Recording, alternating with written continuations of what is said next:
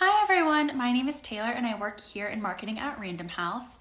For today's Inside the House series, I'll be joined by my colleague Julie Leung, Associate Director of Marketing. While we wait for Julie to pop up here, I'm going to quickly pin a comment to the top and then we'll get going. Pin. All right. We'll have Julie here in just a second. Feel free to start dropping your questions in. We'll hopefully get to some of this as we go. Hi. Hello, how are you? Good. Coming through loud and clear. Loud and clear, yes. I love when the technology actually works. It's amazing. I'm impressed every time. um, so for those of you who are tuning in, this is Random House Live with Julie Leung, who's an Associate Director of Marketing. Julie, to get us started, do you want to tell everyone a little bit about your job at Random House? Yeah, so I work in marketing for Del Rey Books, which is the science fiction fantasy imprint. I am a professional nerd 24/7. I am the hype beast for some of the best geeky books out there, and I love my job. So yeah, that's kind of what I do. Amazing. I definitely want to get into some of the genre stuff because I don't usually work on that, so I had a lot of questions for you. But do you want to start by telling us a little bit about how you got into publishing and kind of how your career got started?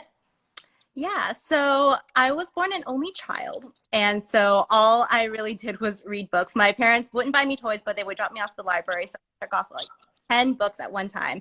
And I really gravitated towards science fiction fantasy, mostly because it was the most removed from what my day-to-day was like, which was helping my parents at a Chinese restaurant.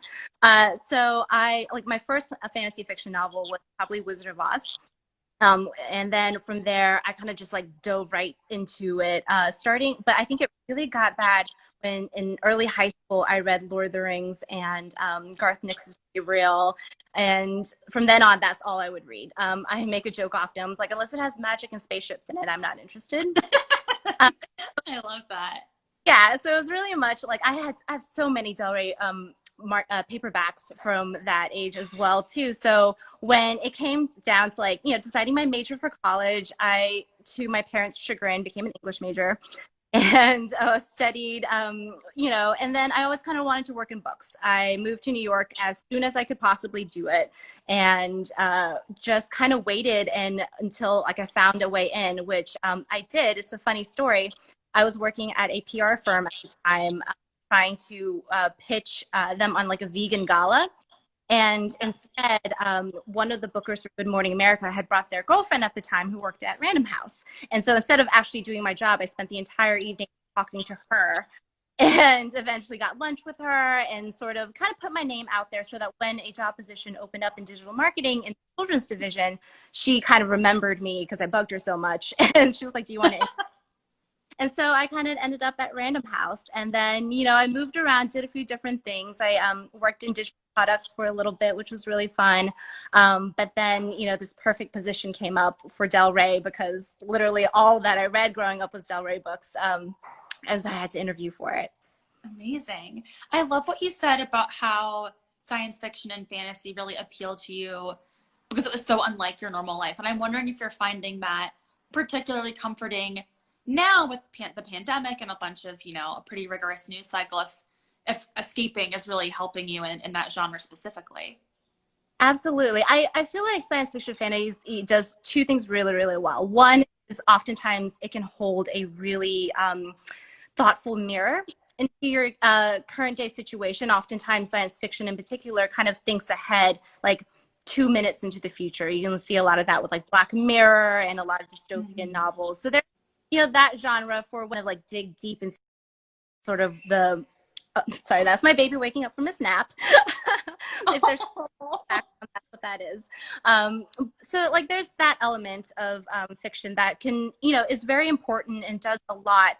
But I do find that, in these times when it does feel dystopic in your day-to-day circumstances, the books I often turn to just give myself a mental break are sort of tried and true fantasy novels or like fairy tale retellings. I've been rereading a lot actually during this pandemic because there's a sense of control. There's a sense of knowing exactly how this will end, in which in your day-to-day life, you may not really know how things are going to turn up in the next few months. So I do think I find a lot of comfort in kind of the fantastical during this time. Yeah, that definitely makes a lot of sense to me. And I've actually been reading a lot more Del Rey books than I have previously. I've, Mexican Gothic and A Deadly Education. So we'll get into some of those in just a minute. In this series, also I should preface this with, this is Random House Live with Julie Leung, who is one of our Associate Directors of Marketing. So in this series, we've talked to a lot of editors, but I don't think we've talked to a marketer yet. Do you want to just kind of run through what marketing means in the publishing world?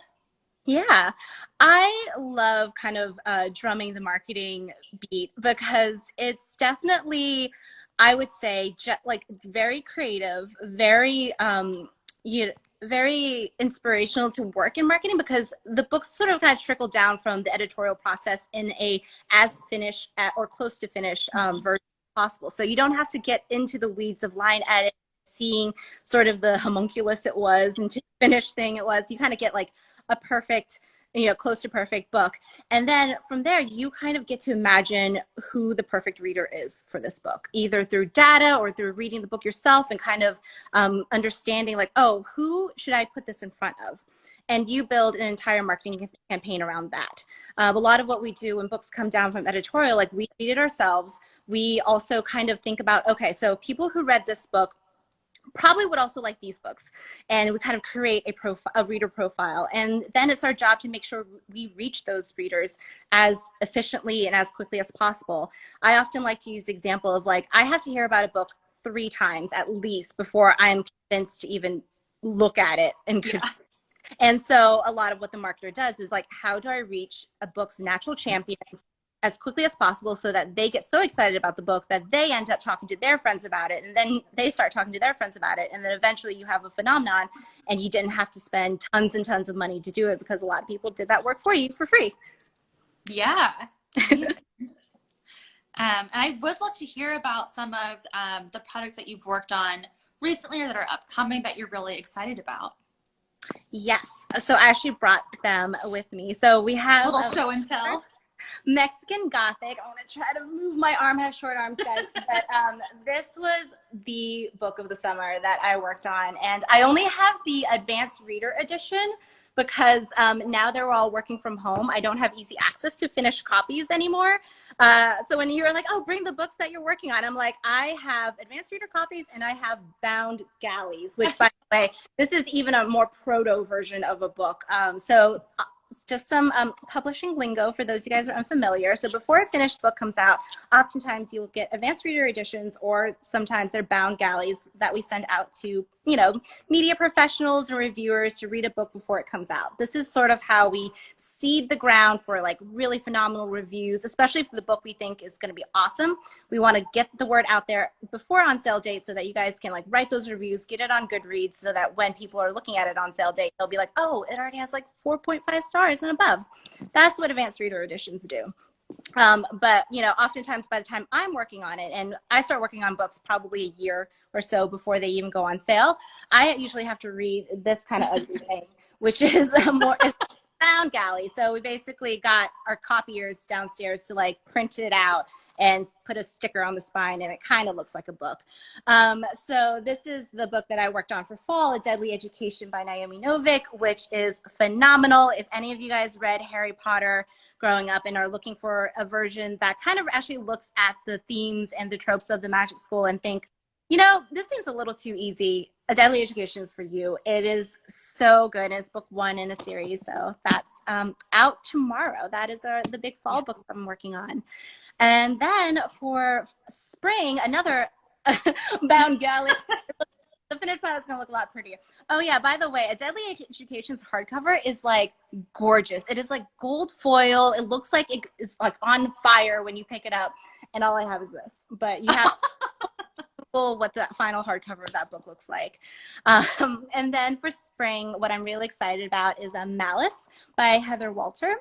This is a retelling of the Sleeping Beauty fairy tale from the perspective of the Maleficent style character. So really good. I am a sucker for fairy tale retellings, and especially ones that kind of come from the perspective of the villain. I always think the villains have more interesting things to say. And that'll be coming out next spring. Amazing. Those are three incredible reads. I have read one and a half and can confirm, and I'm looking forward to finishing A Deadly Education. And I'll have to download Malice soon as well. So for those of you who are just tuning in, this is Random House Live with Julie Leung, who is one of our associate marketing directors. And this is a very basic question, but Julie, I'd love to hear what your favorite part of the job is.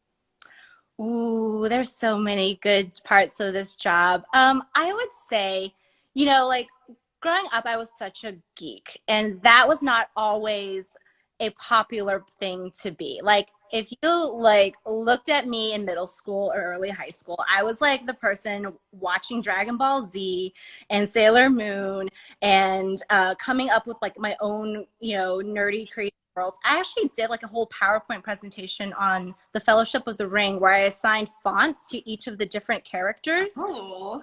Presented it like I was not cool. But somehow out of that, like I was able to create an entire job around it. So I get to basically be the geeky person that I was, but now they pay me for it. And I get to sort of just spend my day thinking about how do I find geeky people out there who would love these books as much as I do, and how do I press this book in their hands and get them excited about it. And so my colleague Ashley says a lot, we're just professional fangirls. We just spend all day just geeking out internally about the books we get to work on, and then our job is to how to put this on blast to the rest of the world. Another fun anecdote about like how big of a nerd I was.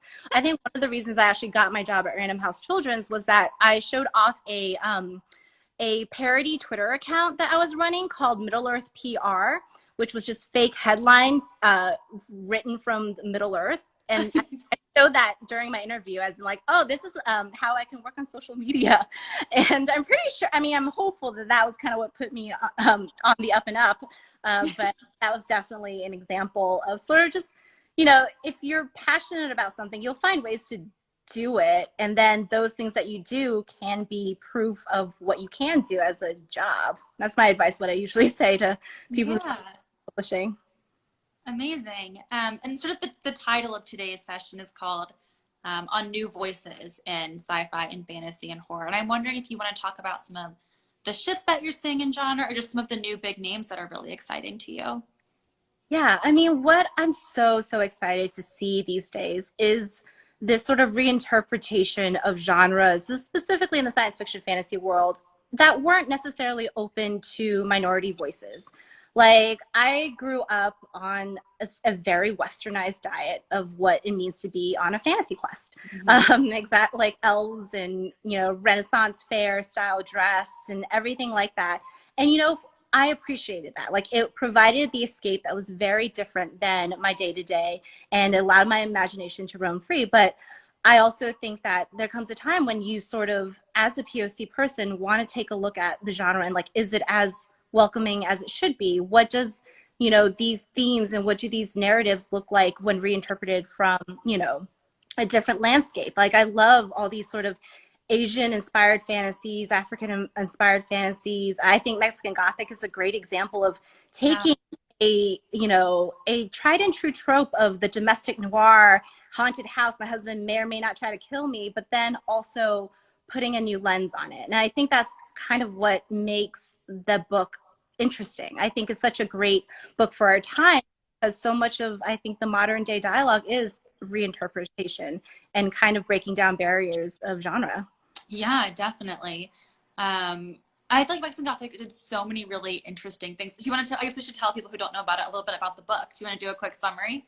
Yes. So this is there's so many directions to, but I know. It's about set in 1950s Mexico, about a socialite named Nomi, who gets a letter from her cousin who's basically like, please come fetch me. My husband's trying to poison me. Get me out of here. And so she kind of on a whim, goes and be like, okay, I'll fetch my cousin out of this creepy place. I don't know what's happening. And that once she gets there, she kind of gets sort of caught up in the whole family affair of these mysterious, owners of the high place. And there's like spooky things that start to happen. Like the walls seem to be acting a little funny. There are weird dreams she has. And then as the book unravels, you kind of sort of see what's behind the walls. And it's super fantastic. And it's kind of a perfect read in that it's both escapism, but at the same time, I think deals it with a lot of interesting themes of colonialism and eugenics. So it's deep and, you know, trashy at the same time, and it's wonderful. Yeah, well, and I feel like this book too, so it's, you know, it's part horror, it's part gothic, not literary novel, and then also, you know, does a lot of other, really, like, there's a bunch of feminism in the book too. And this is a really great example of a book that kind of starts in a genre and then really becomes a mainstream read, which I think is such an incredible feat to accomplish. Yeah, I mean, one of the really fascinating things, especially from the marketing perspective, is like how people classify a book. Mm-hmm. And oftentimes it's all mental, of like, do you consider this horror? Do you consider this historical fiction? Do you consider this general fiction, which is a whole other bucket of, you know, like, what does that even mean? Right. And, you know, so much of my work oftentimes is like, how do you message this book? And the way you message can very much determine whether or not someone thinks this book is for them. And one of the beautiful things I found about My Son Gothic is that it is a chameleon of a book. Like, yes, you could consider this historical fiction first and foremost, and I think Sylvia said this, it is a horror novel. Mm-hmm. But for certain audiences, sometimes they see the idea of a horror novel and they don't necessarily think, oh, it's for them. I don't read horror. Because in their heads, they associate horror with something more traditional like Stephen King. Right. But luckily, My Son Gothic has this beautiful cover, which I think kind of transcends any notion that this is just a horror novel. And Sylvia's written some really incredible essays about sort of this genre that she really wanted to explore here, which was the idea of the domestic noir.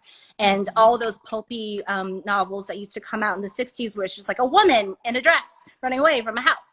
And exactly like where did that genre go? And she has these great conjectures of like, you know, a lot of it has kind of morphed into sort of these domestic noir style books that you consider thriller these days, like Gone Girl or Girl on the Train. A lot of the titles with girl in the and that's sort of like how you know, these books kind of still deal with the same things, this idea that like your house is not your own, the husband who you're supposed to trust may not be the person you thought he was. And it kind of very much kind of delves into the subconscious of like what makes us feel insecure, like what makes us feel, you know, unsettled in our, you know, day-to-day lives. And I think it's such a great, you know, play on those fears, and especially in a horror novel that, you know, oftentimes the spooky stuff is like, oh, the house we bought is probably haunted. In this case, it's really the horror or the other people and like what they and how they see the world. Yeah, I have to say so the title is Mexican Gothic, again, for anyone who's tuning in. The perfect fall spooky Halloween read. Just incredible. And for those of you who are just tuning in, this is Random House. And we are live with our Inside the House series with Julie Leung, who's an Associate Director of Marketing. Julie, one of the other parts of your job that I have always found really fascinating is the conventions. Do you want to talk about what those are like and how they work? I know they've changed quite a bit. Oh my God. Yes. So one of the best parts of working with Del Rey is our very heavy convention circuit. We went to San Diego Comic-Con, New York Comic-Con, Denver Comic-Con. We've even gone to like any like pop culture convention. Del Rey wanted to be there. And we wanted to be there for a number of reasons, but primarily it was one of the few places that we could actually talk to readers you know, face to face. I think there's really something to be said about like everyone who's piled into the same giant convention center, circulating the same air, like thousands of people. But we came together because of a shared love of something, like a fandom. And I think, you know, one of the most rewarding experiences of the job is that, you know, the chance to actually talk to readers, like see their eyes kind of peruse all of our books and seeing like what they gravitated towards, how they kind of gravitated towards us. And then also being able to talk to them. It's like, you know, it's a focus group. It's a geek out session. We would do book clubs there. But it's also just to like, you know, be immersed and get like raw anecdotal data of how your books do and how excited it makes readers when they see a book. You can definitely see it when we would bring a lot of authors to these conventions, so they could do like signing lines and like walk away with like a really cool, like, I get to talk to someone who creates these worlds that changed my life. Like people would show off their tattoos, babies that got named after certain characters. It's really fantastic, and I do really miss that. I think hopefully within a year or two we'll be back at it as it used to be, but again, like, everyone always got the flu afterwards because it was a germ fest. So much touching of the same surfaces over and over again. We would like hand out like, candy and stuff at the end of the day. Like, we just run through like bottles of sanitizer. So I totally get it. You're probably not going to be at San Diego or New York Comic Con for a hot while, but at the same time, it was such a rewarding experience. And I think a huge part of really knowing, beyond just like the numbers and the statistics of how your books do, is just seeing for yourself how a book affects somebody. Yeah, I think conventions are a great part, and I can't wait. Oh, and then another thing we would give out a lot of books. So one of my biggest strategies too is because I work on so many series, we often give away book ones free just to like get you hooked, almost like a drug dealer, but in a better way than a drug dealer. So we would give away book ones. And so once, with the idea that like once you got into book one, and we're pretty sure you're going to get into book one, you'll invest in the rest of the series. Yeah, but that actually brings me to another question. I tend to work on a lot of, standalone novels, or, the second and third book by one author, but they're not usually connected. How do you approach a series differently than you might just a standalone novel? Yeah, so there's definitely the idea like book one is your best asset. Like if you nail that cover, nail that read, the chances of them progressing throughout the series, like by the time you're done with book one, you have been invested in the characters and their livelihoods. The chances of you moving into book two are high.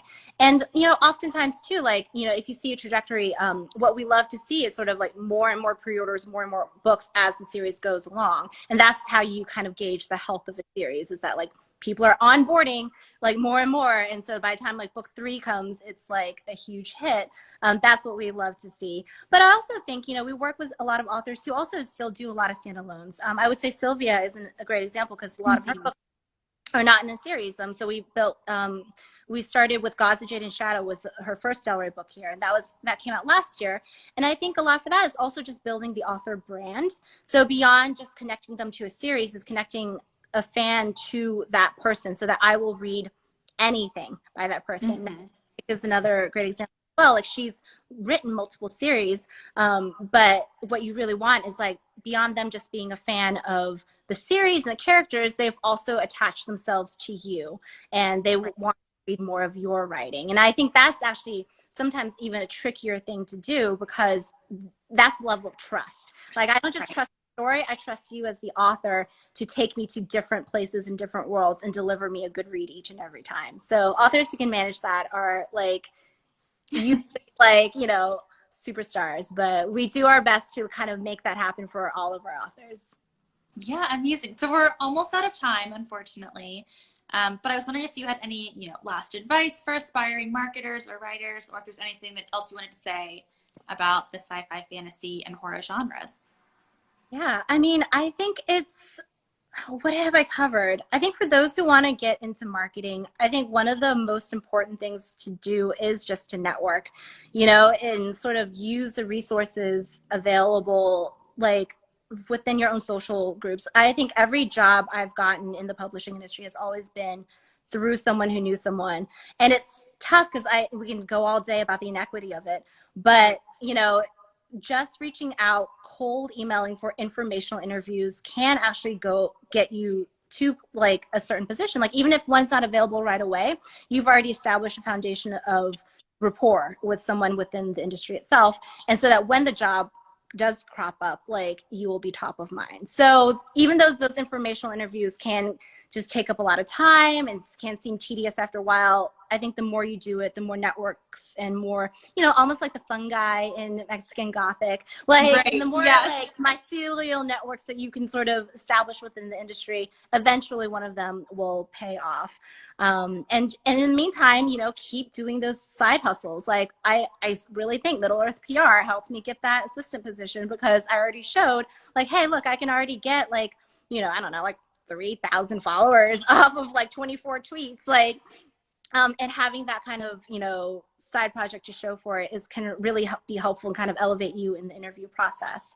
And in terms of science fiction, fantasy, and what I'm so excited about is kind of really what I said. I think, I think there's a new wave of authors and artists out there who are willing to sort of take the genre and just shake it up a bit, and reclaim it for themselves. And I'm really excited to see more of those narratives and more of those stories. Yeah, I as a reader am very excited to see all of that from Del Rey too. Well, thank you so much for joining us today. It was so good to see you and to talk to you about your job. I'll see you in the next Zoom meeting. Yeah, exactly. Bye. All right, bye guys. Thank you.